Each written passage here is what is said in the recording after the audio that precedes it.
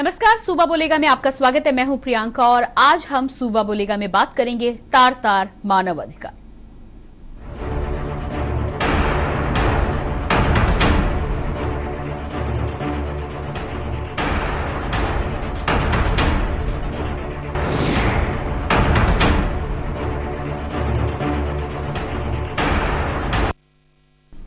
10 दिसंबर यानी आज अंतर्राष्ट्रीय मानव अधिकार दिवस है। पूरे विश्व में हर साल 10 दिसंबर को अंतर्राष्ट्रीय मानव अधिकार दिवस मनाया जाता है, लेकिन ठीक मानव अधिकार दिवस से एक दिन पहले कानपुर देहात के जिला अस्पताल से आई तस्वीर ने सबको हिलाकर रख दिया है।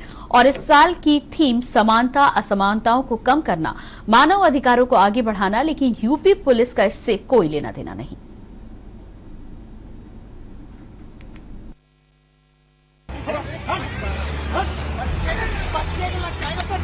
भैया भैया भैया मेरा बच्चा कोई नहीं सुनना भी नहीं। 10 दिसंबर यानी अंतर्राष्ट्रीय मानव अधिकार दिवस। इस साल की थीम समानता असमानता को कम करना, मानव अधिकार को आगे बढ़ाना, लेकिन उत्तर प्रदेश की पुलिस का इससे कोई लेना देना नहीं है।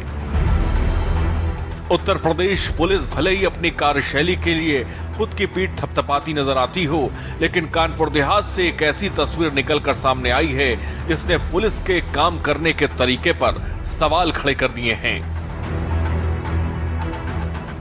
तस्वीर कानपुर देहात के जिला अस्पताल की मानव अधिकार दिवस से ठीक एक दिन पहले की तस्वीर, जो सिस्टम पर एक दाग की तरह उभर कर सामने आती है।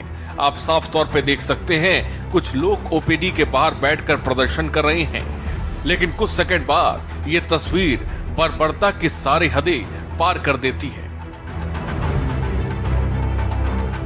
सफेद कमीज में भाग रहे शख्स को जरा गौर से देखिए और इसका पीछा करती कानपुर देहात के काबिल पुलिस को भी जरा गौर से देखिए। दरअसल उत्तर प्रदेश पुलिस के शूरवीर पुलिसकर्मी जिस शख्स के पीछे भाग रहे हैं, उस शख्स का नाम रजनीश शुक्ला है और ये कानपुर देहात के स्वास्थ्य महकमे में चतुर्थ श्रेणी कर्मचारी हैं। स्वास्थ्य विभाग की कुछ समस्याओं को लेकर ये शख्स अपने कुछ साथियों के साथ जिला अस्पताल के बाहर अपनी मांगों को लेकर धरने पर बैठे थे, लेकिन स्वास्थ्य महकमे के अधिकारियों ने जिले के आला पुलिस अधिकारियों से बात कर इस धरने को खत्म करने के लिए नजदीकी अकबरपुर थाने की पुलिस को सूचना दी। देखते ही देखते पुलिस के आते ही तस्वीर बिल्कुल बदल गई। तस्वीरों में आप साफ देख सकते हैं कि ऐसे पुलिस बर्बरता की सारी हदें पार कर रही है। इस बर्बरता को देखकर आप फिल्मों में दिखाई जाने वाली 3rd डिग्री का भी अंदाजा लगा सकते हैं। एक इंसान को मारने के लिए पुलिस कितनी लंबी चौड़ी फौज बुलाई गई थी कि मानो यह शख्स किसी धरने पर नहीं बल्कि किसी आतंकी संगठन का सदस्य है। पुलिस की ऐसी मार देखकर पास में खड़े लोग हैरत में आ गए, लेकिन उत्तर प्रदेश की पुलिस का दिल पसीजा नहीं। पुलिस को इस बात का भी ख्याल नहीं आया कि वो जिस इंसान को बेरहमी से पीट रहे हैं उसके हाथ में एक मासूम बच्चा भी है। अपने जो हमारे मुख्य चिकित्सा अधिकारी हैं और जो हमारे जिलाधिकारी महोदय और हमारे कप्तान साहब एसएसपी महोदय, उनसे मैंने फ़ोन पे उनको दूरभाष पे सब स्थिति से अवगत कराया और एक लिखित में भी एप्लीकेशन मैंने डीएम सर को, एसएसपी साहब को और अपने उच्च अधिकारियों को और सीएमओ को भी प्राप्त कराई है। उसमें ये इस चीज़ की मैंने ये जो उन्होंने पत्र दिया है उसके लिए मैंने उनको अवगत कराया और हमें पुलिस प्रशासन से और जिलाधिकारी महोदय के सहायता से, शासन से, प्रशासन से पूरी सहायता मिली। इसी बीच देखा गया कि जो मरीजों से बार बार वो जो जाना चाह रहे थे उनसे उलझ रहा था, धक्का मुक्की का प्रयास कर रहा था उनसे, तो एसओ साहब गए उनको पब्लिक को अंदर जाने देने के लिए, उन्होंने प्रवेश कराने के लिए, तो वो उनसे भी उलझ गया। तो इसी बीच में जो है पब्लिक को से भी हाथापाई किया, तो इसके दृष्टि रखते हुए फिर उनको जो है थाने उनको भिजवा दिया गया है और सभी मरीजों को जो है जो यहाँ परेशान थे उनको दरवाज़ा खुलवा करके उनको डॉक्टर साहब के लोग भेज दिया गया। वो लोग सब अपना इलाज करा रहे हैं। फिलहाल पूरे मामले का वीडियो वायरल हुआ और प्रशासन हरकत में आया। जिम्मेदार इंस्पेक्टर अकबरपुर विनोद मिश्रा के खिलाफ जांच के आदेश दिए गए, जिसके बाद मामले की कमान संभाल रहे एडीजी जोन कानपुर को सस्पेंड कर दिया गया। वही मामले में डीजीपी मुकुल गोयल ने मामले का संज्ञान लिया। कार्रवाई तो की गई, लेकिन पुलिस की ये बर्बरता क्या सिर्फ इस कार्रवाई से थम जाएगी? हर साल मानव अधिकार का दिवस बनाने के बावजूद मानवता को शर्मसार करने वाली तस्वीरें आखिर कब रुकेंगी? ये सवाल सूबा पूछ रहा है।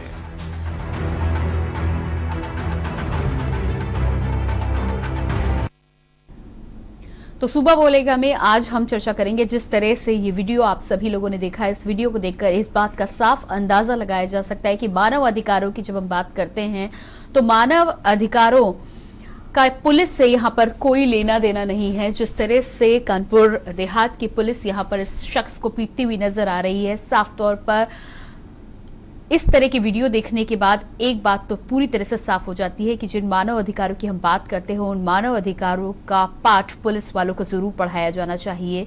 अन्यथा इस तरह की तस्वीरें आए दिन सामने आती हैं और इस तरह की तस्वीरें आने के बाद इस बात से साफ विश्वास उठता हुआ नजर आता है कि जो पुलिस रक्षक का काम करती है वो पुलिस ही भक्षक बनकर आती है। हमारे साथ इस पर चर्चा करने के लिए लगातार कुछ लोग जुड़ेंगे। सबसे पहले हमारे साथ छोटे भाई नरोना जी विचारक जुड़े हुए हैं। बहुत बहुत स्वागत है आपका। छोटे भाई जी, जिस तरह से ये वीडियो हमारे सभी दर्शकों को हमने दिखाया, आपने भी ये वीडियो देखा, साफ तौर पर आज मानव अधिकार दिवस की हम बात करते हैं। आज मानव अधिकार दिवस है। जिस मानव अधिकार दिवस में मानव के अधिकारों की बात होती है, संवेदनाओं की बात होती है, उस दिन इस तरह का वीडियो आता है। और आज की ही बात नहीं है, पुलिस के द्वारा पिछले लंबे समय से कई बार इस तरह के कृत्य, इस तरह के कारनामे किए जाते हैं कि इंसान शर्मसार हो जाता है। सबसे पहले तो आपसे ये जानना चाहेंगे कि पुलिस का ये जो वीडियो वायरल हुआ है, जिस तरह से यहाँ पर उस शख्स की पिटाई की जा रही है, क्या ये पुलिस के अधिकार क्षेत्र में है कि बिना किसी वारंट के, बिना किसी संगीन आरोप के इस तरह से पीटा जाए? जिनके पास ज्यादा शक्ति है वो दूसरों का अधिकार का बिल्कुल ध्यान नहीं रखते हैं जी। इसमें बैलेंस ऑफ पावर होना चाहिए। अब जब बैलेंस पावर कांटा जो है एक तरफ को झुका है, एक तरफ भारी एक तरफ हल्का है, तो कभी अधिकारों का आपको हक आपका वो कभी प्राप्त नहीं हो सकता है। और यदि हम आज अंतर्राष्ट्रीय मानव अधिकार दिवस का जिक्र कर रहे हैं, जैसे आपने कहा कि इस सन 2021 का जो थीम है वो इक्वालिटी है, बराबरी है, समानता। और जो संयुक्त राष्ट्र हमको जो संदेश देता है, जो उसका बुनियाद है, वो ये है कि हर मानव स्वतंत्र पैदा होता है जिनमें बराबरी की मर्यादा और अधिकार है। और मानव के 5 मूल अधिकार हैं यूनाइटेड नेशंस के मुताबिक। एक है जीवन व आजादी का अधिकार, दूसरा है गुलामी और प्रताड़ना से आजादी, जो प्रताड़ना वाली बात अभी आई है जी। विचारों की आजादी, कहना यदि मैं आपसे सहमत नहीं हूं, असहमत हूं, उसकी भी आजादी है, ये मेरा अधिकार है जी। काम काज का अधिकार, वर्क और शिक्षा का अधिकार, ये 5 अधिकार हैं जो यूनाइटेड नेशन ने अपने घोषणा में की है। उसके अलावा हिंदुस्तान में हम देखते हैं राइट टू फूड है, अन्न का अधिकार, और एक और है राइट टू इंफॉर्मेशन, RTI जिसको हम लोग है, सूचना का अधिकार। तो कई अधिकार है, लेकिन हम लोग अपने अधिकारों से वंचित हैं क्योंकि हम उसके बारे में जानकार नहीं है। मोस्ट इंपॉर्टेंट मेरे हिसाब से ये है कि हम लोग स्वयं जानकारी प्राप्त करें, हासिल करें कि मेरे अधिकार का क्या है, तभी तो हम उसको हासिल कर सकते हैं। जी बिल्कुल, आपके पास वापस लौट कर आते हैं। एक दर्शक भी हमारे साथ जुड़े हैं, बीके सिंह जी हमारे साथ जुड़े हुए हैं, जान लेते हैं कि क्या कहना चाहते हैं। बहुत बहुत स्वागत है आपका कार्यक्रम में। बीके सिंह जी, क्या आप मुझे सुन पा रहे हैं? शायद जी बीके सिंह जी, क्या आप मुझे सुन पा रहे हैं? शायद संपर्क हमारा नहीं हो पा रहा है। आगे बढ़ेंगे हम। और चंद्र प्रकाश अगले कॉलर हमारे साथ कुरुक्षेत्र से जुड़े हुए हैं। चंद्र प्रकाश जी, बहुत बहुत स्वागत है। क्या कहना चाहते हैं आप? चंद्र प्रकाश जी, स्वागत है आपका, अपने विचार रखें आप। मैं ये कहना चाहता हूँ कि जो ये आप दिखा रहे हैं दृश्य, इस दृश्य पर मेरे को इतना कहना है कि इन सज्जन के ऊपर जो ये डंडा चला रहे हैं उन पर सख्त कार्रवाई होनी चाहिए और उनको सस्पेंड कर देना चाहिए जी। इस प्रकार से नहीं हो सकता कि एक बच्चा छोटा गोदी में है और उसके जो गार्जियन है या जो भी है वो बंदे ने उठा रखा है, उसको आप पीट रहे हैं। परंतु मेरा प्रियंका जी, बड़े दुख के साथ कह रहा हूँ कि आज जनरल विपिन रावत पंच तत्व में विलीन हुए हैं और वहां उनकी बेटियों ने मुखाग्नि दी। परंतु मैं देख रहा था टीवी चैनल, निजी चैनल के ऊपर दिखाया जा रहा था कि प्रियंका वाड्रा जो है डांस कर रही हैं। आप ये कौन से मानवाधिकार की बात कर रही हैं मैडम? एक देश का जनरल शहीद हो गया राष्ट्र के लिए, और वहीं देश की प्रमुख पार्टी की जो है महासचिव उत्तर प्रदेश की प्रियंका वाड्रा डांस कर रही है। बिल्कुल चंद्र हम प्रकाश लोगों जी, के लिए डूब के मरने की बात है। ठीक कहना है आपका। ये संवेदना हर व्यक्ति में होनी चाहिए। यदि संवेदना आप में है, हम में है, तो ये तमाम राजनीतिक पार्टी के बड़े नेताओं को भी सोचना चाहिए। फिलहाल कॉल करने के लिए आपका बहुत बहुत धन्यवाद। हमारे साथ लगातार छोटे भाई नरोना जी विचारक बने हुए हैं, सीधे उनके पास ही जाएंगे। छोटे भाई जी, जिस तरह से यहाँ पर तमाम लोगों का कहना है, जो भी इस वीडियो को देखा गया, सबसे पहली बात तो उस बच्चे को लेकर ख्याल आता है कि एक पिता के हाथ में उसका बच्चा है, और पुलिस चाहे जो भी हो, पुलिस चाहे किसी संगठन से संबंध रखती हो, चाहे जो भी हो, पर है तो इंसान ही। क्या मारने पीटने से पहले या आदेशों से पहले जब वो कार्रवाई करते हैं तो ये तमाम चीजें भुला देते हैं, या कहीं ना कहीं आजकल के समय में असंवेदनशीलता इतनी अधिक बढ़ गई है कि उन्हें ये सब चीजें, मानवता, संवेदनशीलता, ये सब चीजें दिखाई ही नहीं देती हैं?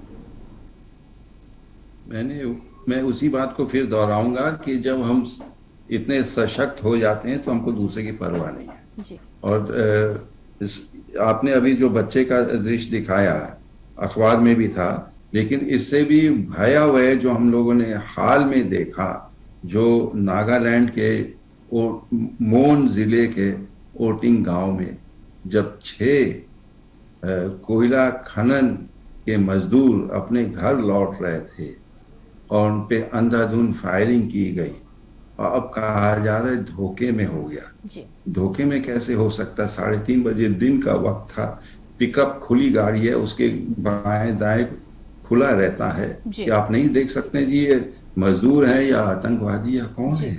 जी बिल्कुल। और उनमें से एक ने 9 दिन पहले शादी की, एक के 2 महीने का बच्चा था, एक कैंसर पेशेंट था, उनका एकलौता बेटा जो उनकी देखभाल कर रहा था वो मार दिया गया, और एक और व्यक्ति, उनके जुड़वे बच्चे थे, दोनों लड़के मार दिए गए। तो ये मानव अधिकारों का हनन सबसे खतरनाक भयावह हनन है, और उसके पीछे जो है वो है जब हम दूसरे किसी को अधिक ताकत या अधिकार देते हैं, और वो है armed forces special powers act, AFSPA जिसको हम लोग कहते हैं, जिसके अंतर्गत यदि हमने किसी को मार भी डाला तो ना उसकी न्यायिक जांच हो सकती है, ना उसको कोई न्याय दिलाया जा सकता है, वो न्याय के परे है। ये बहुत ही खतरनाक है, और मुझको लगता है यदि हम मानव अधिकार दिवस मना रहे हैं तो सबसे पहले हमारी मांग होनी चाहिए कि आर्म फोर्सेस जो स्पेशल पावर्स एक्ट, ये इसको खत्म कर दिया जाना चाहिए। और यदि लोग नहीं जानते, मैं आपको बता दूं, ये एक्ट अंग्रेजों ने 15 अगस्त 1942 को बनाया, जब महात्मा गांधी ने भारत छोड़ो का ऐलान किया। उस ऐलान को, उस मुहिम को, उस आंदोलन को खत्म करने के लिए अंग्रेजों ने ये एक्ट लाया। जी छोटे भाई जी, आपके पास वापस लौट के आते हैं। अफजल हमारे साथ असम से जुड़े हुए हैं। जी अफजल, बहुत बहुत स्वागत है आपका।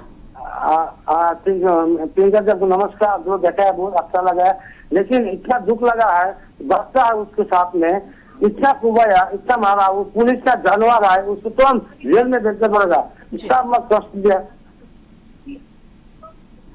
जी बिल्कुल, धन्यवाद अफजल कॉल करने के लिए।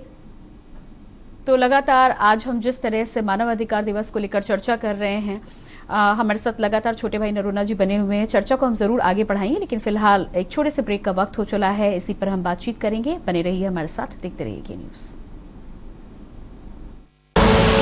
आप देख रहे हैं के न्यूज, खबरों का सारथी। 2017 से पहले मारा जाता था गरीबों का हक। 2017 के बाद पीएम आवास के जरिए मिली पक्की छत। फर्क साफ है।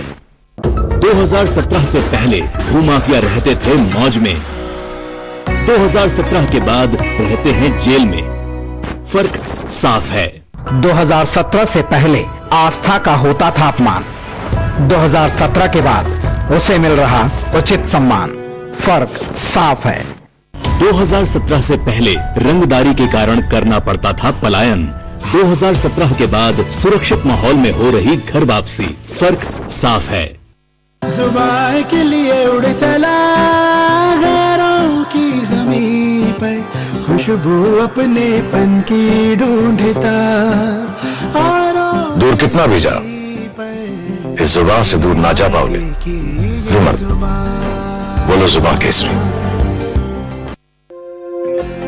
उत्तराखंड की ग्रामीण महिलाएं आज पशुपालन और डेयरी उत्पादन से जुड़कर न सिर्फ खुद को आत्मनिर्भर बना रही हैं, बल्कि प्रदेश के विकास में भी बढ़ चढ़कर भागीदारी निभा रही हैं।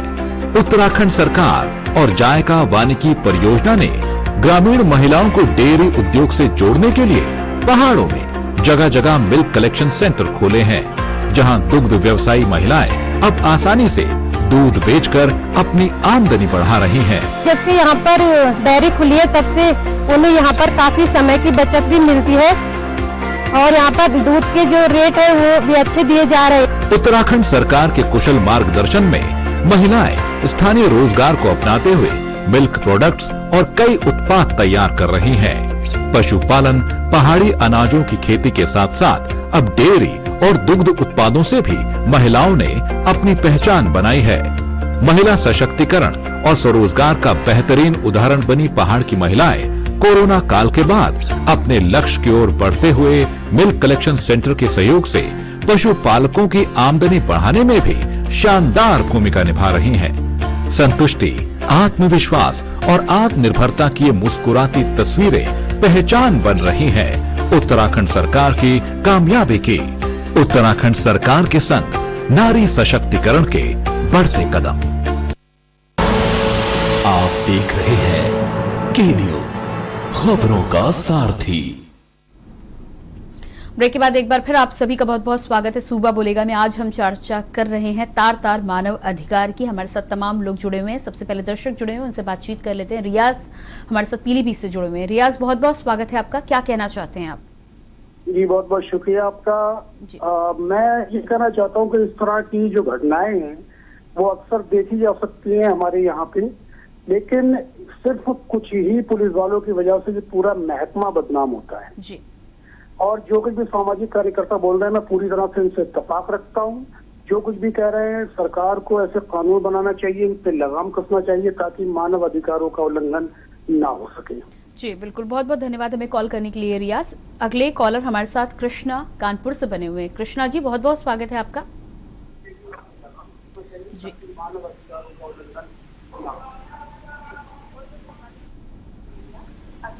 जी कृष्णा, आपसे अनुरोध करेंगे टेलीविजन का वॉल्यूम डाउन करें और उसके बाद आप जो कहना चाह रहे हैं वो कहें। हेलो जी, क्या कहना चाह रहे हैं कृष्णा जी? बहुत बहुत स्वागत है आपका। हेलो जी कृष्णा, हम आपको सुन पा रहे हैं, आप अपनी बात रखें।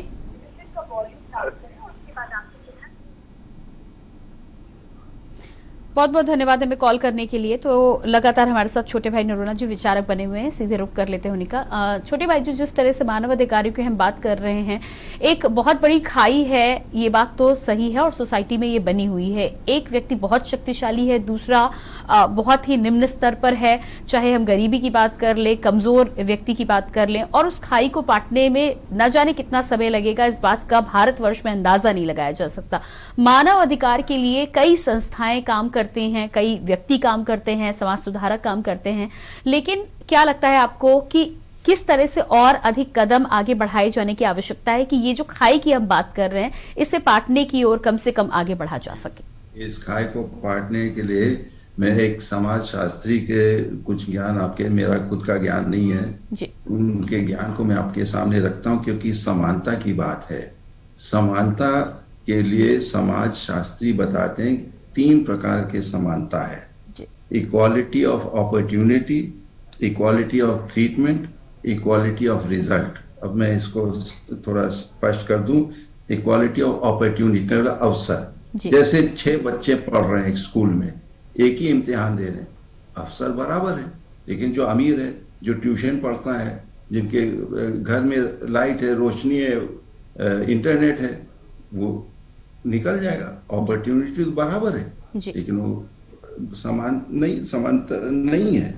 दूसरा है इक्वालिटी ऑफ ट्रीटमेंट, व्यवहार। अब जैसे हम अदालत में जाते हैं, जो न्याय जो है वो कहते हैं न्याय अंधा है, और जो न्यायाधीश है वो दोनों पक्षों का सुनता है। लेकिन यदि एक पक्ष अमीर है, उनके पास बड़ा वकील है और दूसरे के पास कमजोर वकील है, तो व्यवहार बराबर होने के बावजूद जी आपको समानता नहीं मिलती है। इसलिए समाज शास्त्री कहते हैं real equality is equality of result. जब परिणाम बराबरी पर हमको लाते हैं, जब समाज में सब लोग एक स्तर पे आ सकते हैं, इसीलिए सोशलिज्म की बहुत आवश्यकता है इंडिया में, क्योंकि हम लोग एक गरीब देश है। आपने अशिक्षा की भी बात कही, स्वास्थ्य की भी सुविधाएं नहीं। भाई अमीर आदमी अपना टीका करा सकता है, वो अपने मोबाइल पे डाउनलोड कर सकता है। गरीब आदमी को मालूम नहीं कि जाऊं कहाँ, टीकाकरण कहाँ कराऊं। ठीक है। अरे आप कह रहे हैं ऑनलाइन हो रहा है तमाम चीज, जिसके बाद लाइन नहीं ऑनलाइन कहाँ जाएगा। जी बिल्कुल ठीक कहना है। जी छोटे भाई जी, समय की बहुत सही सवाल उठाया, और वाकई में इसके लिए हम लोग को सदा सर्वदा प्रयासरत रहना चाहिए। ठीक है छोटे भाई जी, समय की कमी के कारण अपनी इस चर्चा को हम यहीं पे विराम देंगे। आपने अपना बहुमूल्य समय हमें दिया, उसके लिए बहुत बहुत धन्यवाद। तो लगातार आज मानव अधिकार दिवस पर हम चर्चा कर रहे थे, और जिस तरह की तस्वीर आज कानपुर देहात से सामने आई है, इस तस्वीर को देखने के बाद इस बात को लेकर और अधिक चिंताएं बढ़ जाती हैं कि यदि हम मानव अधिकार दिवस की बात करते हैं तो मानव अधिकारों को अपनी जिंदगी में किस तरह से ज्यादा उतारा जा सकता है, किस तरह से हर किसी को न्याय मिल सकता है, और किस तरह से सही मानव में मानव अधिकारों की बातचीत की जा सकती है। कोशिश यही रहेगी कि हर व्यक्ति यदि अपने स्तर पर कहीं ना कहीं बराबरी की बात करे, तो हो सकता है कि एक समय पे जिस खाई की हम बात कर रहे हैं वो पड़ जाए। फिलहाल हमारे इस विशेष कार्यक्रम में आज इतना ही। बाकी खबरों के लिए देखते रहिए लगातार के न्यूज। मुझे दीजिए इजाजत, नमस्कार।